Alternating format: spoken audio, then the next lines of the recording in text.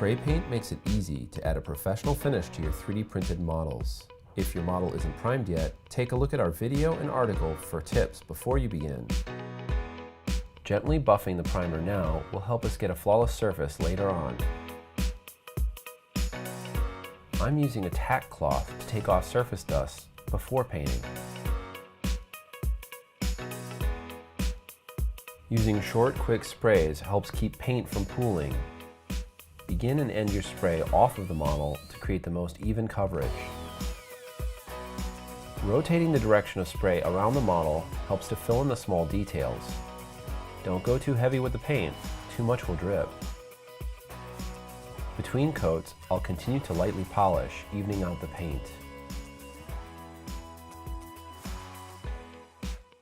Masking off details lets us create sharp lines between colors.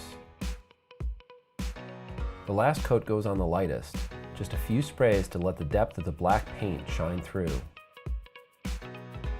After this, we can polish the paint job and spray with clear coat. Besides protecting the model, it gives the designs a professional finish. You can see how the buffing and sanding paid off. We'll add a link to our detailed guide in the comments. For more instructional videos, subscribe to our YouTube channel and look for more tutorials in the future.